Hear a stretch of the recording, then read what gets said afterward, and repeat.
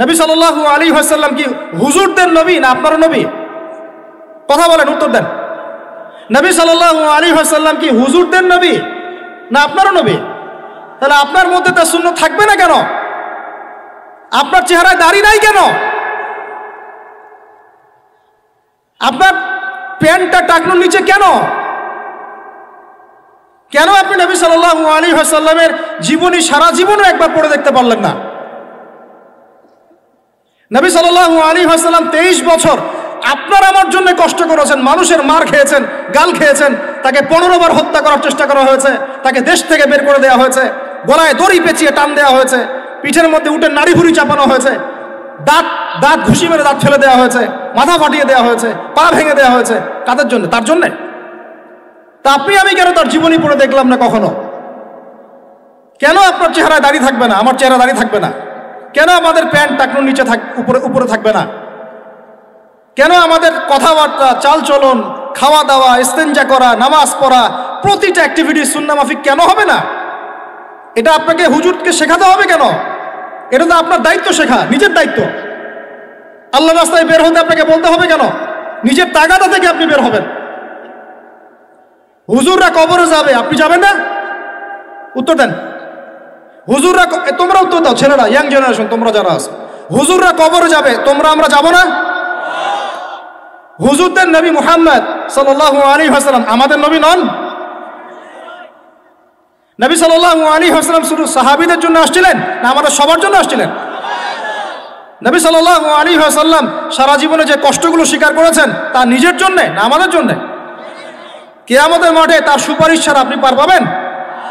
তাহলে আপনাকে সুন্নাত কেন শেখাতে হবে?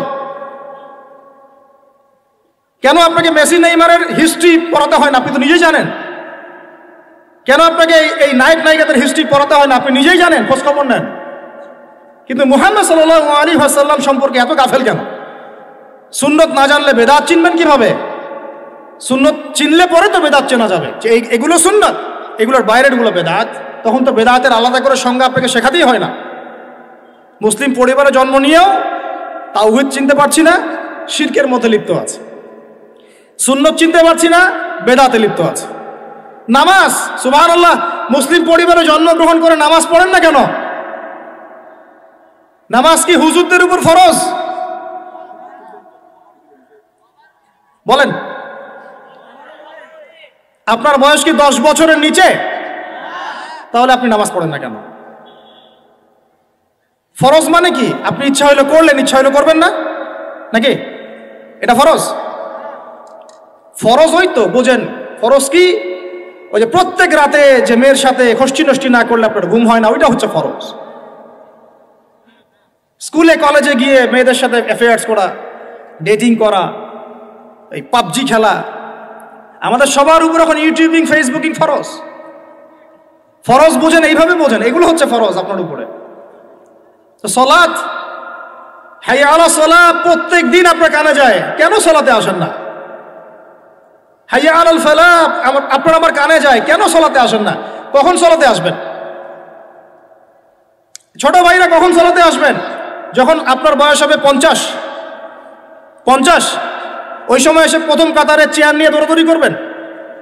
আমরা যখন মসজিদে যাই, প্রথম কাতারগুলোতে প্রথম 2টা কাতার থাকে বয়স্করা, বৃদ্ধরা, যুবকরা নাই। আর ওই সময় চেয়ার নিয়ে মারামারি, কারণ এখন তো সেজদা দেওয়ার মতো শরীরে ক্ষমতা নাই। আর কে আগে চেয়ার দখল করতে পারে, ওই হচ্ছে প্রতিযোগিতা তখন।